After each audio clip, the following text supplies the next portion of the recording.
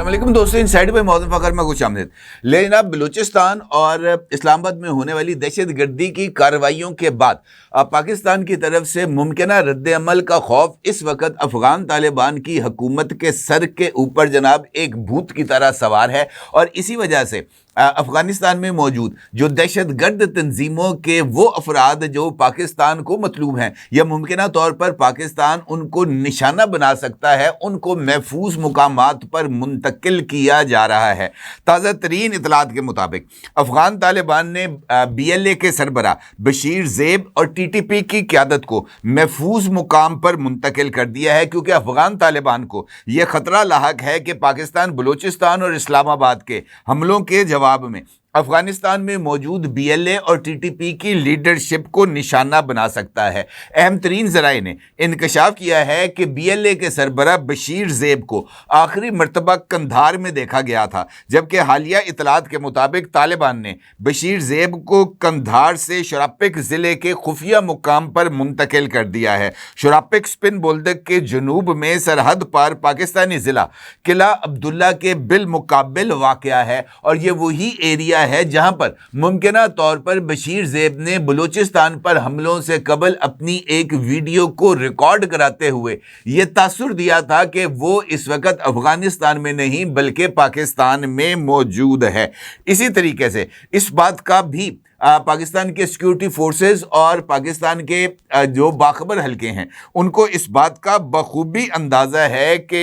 یہ جو ایریا ہے وہ برسوں سے نان میپ زون کہلاتا ہے، اور یہ علاقہ دہائیوں سے افغانستان کا یہ جو ایریا ہے جہاں پر بشیر زیب کو منتقل کیا گیا ہے اس کو دہشت گردوں کا گڑھ قرار دیا جاتا ہے۔ اسی طریقے سے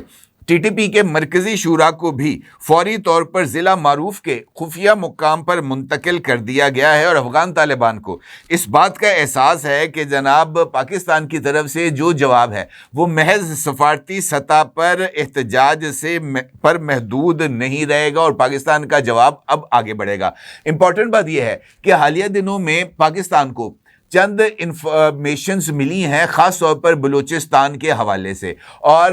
یہ جو ٹیررسٹ اٹیک 31 جنوری کو کیا گیا تھا اس کے بارے میں بھی اب کچھ نئی اور چونکا دینے والی تفصیلات سامنے آئی ہیں۔ پاکستان کو انٹیلیجنس ذرائع سے ایک انفارمیشن ملی ہے جس میں اس بات کا انکشاف کیا گیا ہے کہ TTP افغان طالبان اور BLA مشترکہ منصوبہ بندی کے تحت چمن کے حساس سرحدی علاقے پر ایک بڑا حملہ کرنے کی تیاری کر رہے ہیں۔ خفیہ رپورٹس کے مطابق یہ حملہ اگلے 2 سے 3 ہفتوں کے اندر کسی بھی وقت ہو سکتا ہے، جس کا ہدف دفاعی تنصیبات، سرحدی چیک پوسٹ اور سول آبادی بتائے جاتے ہیں۔ تینوں تنظیمیں حالیہ مہینوں میں پاکستان کی انسداد دہشت گرد کارروائیوں سے شدید دباؤ میں ہیں۔ چاغی اور زوب ڈویژن میں فوجی آپریشنز نے عسکریت پسندوں کے روایتی ٹھکانوں کو ختم کر دیا ہے، اور حملوں سے وہ سیکورٹی فورسز کو دفاعی پوزیشنز پر لانا چاہتے ہیں۔ یہ جو کارروائی ہوئی تھی 31 جنوری کو وہ بھی اسی مقصد کے تحت تھی جس کے ذریعے پاکستان کے بارے میں ایک نیگیٹو امپریشن کو پورٹرے کرنا تھا، اور یہی وجہ ہے کہ یہ جو کارروائیاں تھیں دہشت گردوں کی، اس میں نوشکی میں کی جانے والی کارروائیاں سب سے زیادہ زیر بحث آئی ہیں۔ نوشکی کے بارے میں تازہ ترین جو اطلاعات سامنے آ رہی ہیں اس کے مطابق نوشکی میں تاحال صورتحال معمول پر نہیں آ سکی۔ 31 جنوری کو بلوچستان کے 12 شہروں میں مختلف مقامات پر حملوں کے بعد نوشکی کے سوا کوئٹہ سمیت تمام دیگر شہروں میں جو جھڑپوں کا سلسلہ ہے وہ رک گیا تھا، تاہم نوشکی میں مسلح افراد اور سیکورٹی فورسز کے درمیان 3 روز تک جھڑپیں جاری رہیں۔ اس کے بعد بھی نوشکی شہر کے گرد و نواح میں یہ جو ٹیررسٹ ہیں ان کی موجودگی کی وجہ سے نوشکی اور کوئٹہ کے درمیان شاہراہ پر ٹریفک معمول کے مطابق بحال نہیں ہو سکی۔ نوشکی اور ایران کے ساتھ سرحدی شہر تفتان روٹ پر بھی ٹرانسپورٹر محمود بادینی نے بتایا ہے کہ شاہراہ کی بندی سے کوئٹہ سے تفتان تک کا سفر کرنے والے لوگوں کو بھی شدید مشکلات کا سامنا ہے، البتہ اب شہر کے اندر صورتحال معمول پر آ رہی ہے۔ اس کے ساتھ ساتھ یہ انکشاف بھی سامنے آیا ہے کہ دہشت گردی کی یہ جو کارروائی 31 جنوری کو کی گئی تھی اس کے تحت جو خاص مقاصد تھے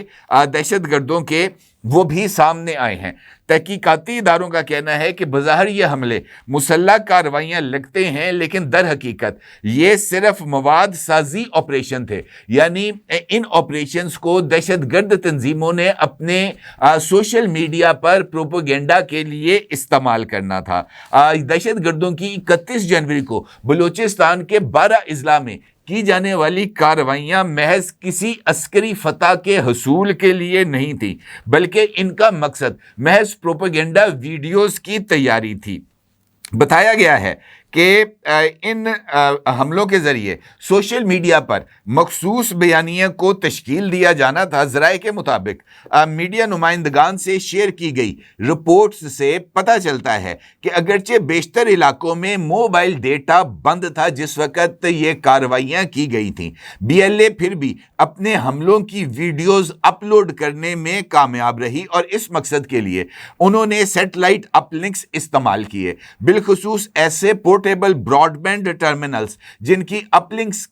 جو سپیڈ تھی وہ 1 میگا بائٹس تک اور بیٹری بیک اپ 38 گھنٹے تک کا ہوتا ہے۔ سیکورٹی اداروں نے بتایا ہے کہ ان حملوں کو ریکارڈ کرنے کے لیے جدید گو پرو کیمرے، ڈی جی آئی ڈرونز اور تھرمل لینز استعمال کیے گئے تھے۔ بعد میں یہ ویڈیو لیپ ٹاپ پر ڈاونچی ریزالو جیسے سافٹ ویئرز میں ایڈٹ کی گئیں، جن میں بی ایل اے کا لوگو، پس منظر میں نعرے اور مخصوص آڈیو ایفیکٹس شامل کیے گئے۔ ایک گرفتار دہشت گرد نے دوران تفتیش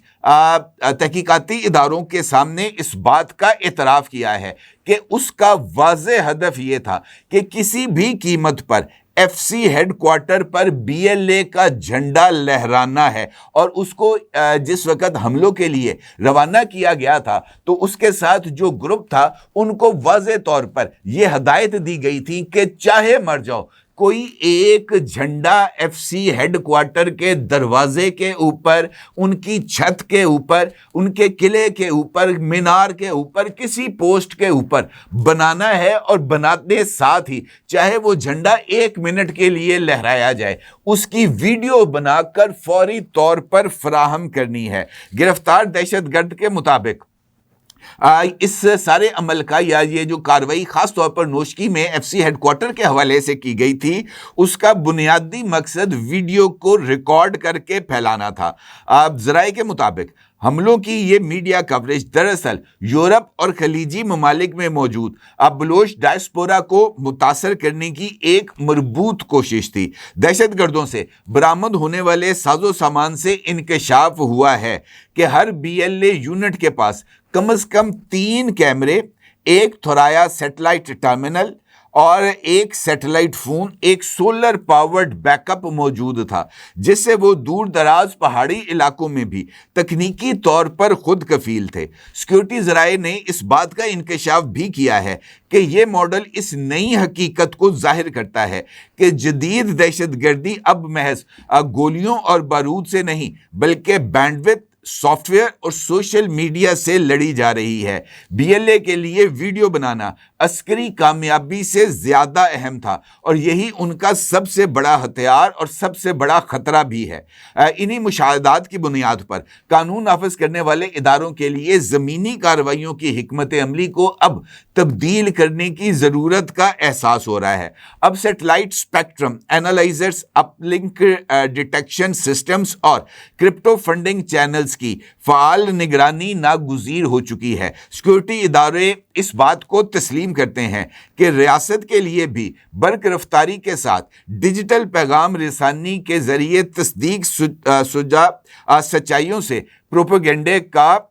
توڑ کرنا ہوگا۔ ایک اینالسٹ نے نام ظاہر نہ کرنے کی شرط پر بتایا ہے کہ یہ جنگ صرف سرحدوں پر نہیں بلکہ کیمراز اور کلاؤڈز پر بھی لڑی جا رہی ہے۔ یہ جو تحقیقات سامنے آئی ہیں، جس کی ایک رپورٹ کا میں نے کچھ حصہ آپ کے ساتھ شیئر کیا ہے، اگر آپ 31 جنوری سے لے کر اب تک मुख्तलिफ सोशल मीडिया अकाउंट्स को देखें जो कि BLA या BLA से रिलेटेड इंडियन अकाउंट्स हैं जो कि BLA की इन वीडियोस को अपलोड कर रहे हैं, तो ये वाज़े तौर पर इस बात की तस्दीक करता है जो कि गिरफ्तार दहशतगर्द के जरिए सामने आई हैं, जिसमें हमलों के दौरान वीडियोस की तैयारी और वीडियोस के लिए लाइटिंग का भी भरपूर इंतजाम और दौराने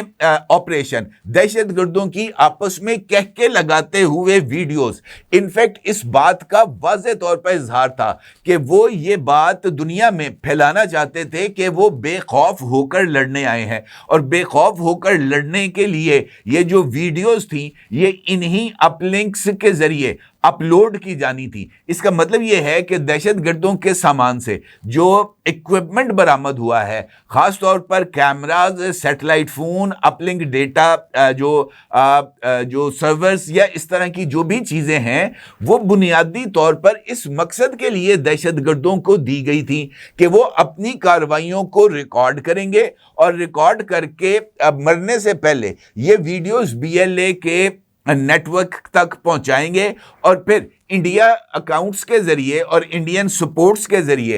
ये जो वीडियोस हैं इनको एक कारनामे के तौर पर, तशहीरी मवाद के तौर पर शेयर किया जाएगा। और यही वो सूरत हाल है जो कि इस बात की तरफ अक्कासी कर रही है कि पाकिस्तान को दहशतगर्दी के खिलाफ अपनी जो कार्रवाइयाँ हैं इनको और ज़्यादा मुनज़्ज़म करना चाहिए, बिल्कुल वैसे ही जैसे इस्लामाबाद में होने वाली दहशतगर्दी की कार्रवाई के फौरी बाद पाकिस्तान के सिक्योरिटी इदारों ने नहायत ही तेज रफ्तारी के साथ न सिर्फ तमाम डॉट्स को कनेक्ट किया बल्कि चारों सूबों में अपने जो नेटवर्क्स हैं उनको हरकत में लाकर दहशतगर्दों के मास्टरमाइंड को भी गिरफ्तार किया और उसके सहूलतकारों को भी गिरफ्तार किया। यही वजह है कि इस तरह की कार्रवाई का खौफ इस वक्त अफगान तालिबान को मौजूद है। उन्हें इस बात का बखूबी अंदाज़ा है कि 31 जनवरी को होने वाली बलूचिस्तान में दहशतगर्दी की कार्रवाइयाँ और उसके बाद नमाज जुमा अदा करते हुए ये जो इमाम बारगाह खचीदतुल कुबरा है वहाँ पर होने वाली दहशतगर्दी ये